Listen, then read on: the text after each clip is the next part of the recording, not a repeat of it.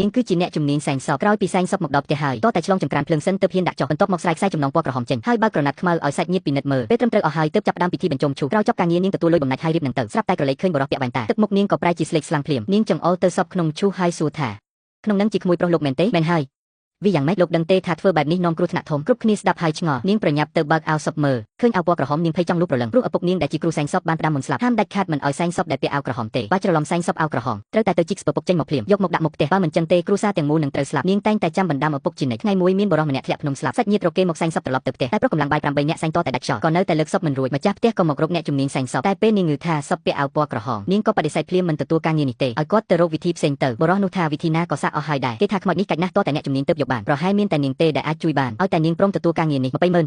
បើតិចថែមឲ្យទៀតមិនមែនរឿងលុយទេតែម្ដាយនិងប្អូនប្រុសនាងឬហើយរំភើបចិត្តចង់ឈួតរូបប្អូនប្រុសកំពុងត្រូវការលុយដណ្ដឹងប្រពន្ធបើបានលុយនេះចាយប៉ុន្មានឆ្នាំក៏មិនអស់ដែរម្យ៉ាងតាដែលងាប់គាត់ងាប់បាត់ទៅហើយកូនមិនបាច់គោរពច្បាប់ទម្លាប់ពេកទេប្អូនប្រុសថាបងស្រីល្ងងណាស់នៅឈរធ្វើអីទៀតឆាប់យកព្រមយកលុយទៅនាងថាមិនអាចបំពេញបណ្ដាំឪពុកទេហើយក៏មិនអាចលោកខ្លួននឹងលុយដែរបើប៉ះចំត្រណមអាវក្រហមខ្លាចតែមានលុយតែគ្មានជីវិតចាយនាងក៏ដេញភ្ញៀវឲ្យត្រឡប់ទៅវិញភ្លាម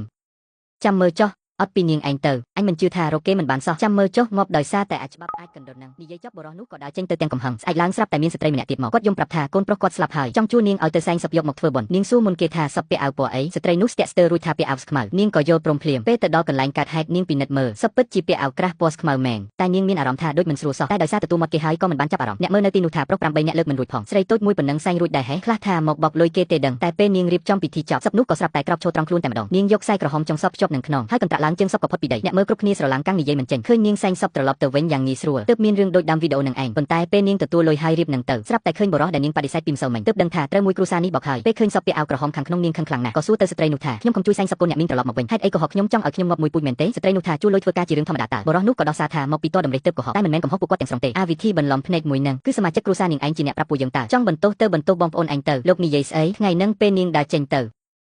ប្អូនប្រុសនាងរត់តាមមកប្រាប់ថាបើអាវក្រហមសែង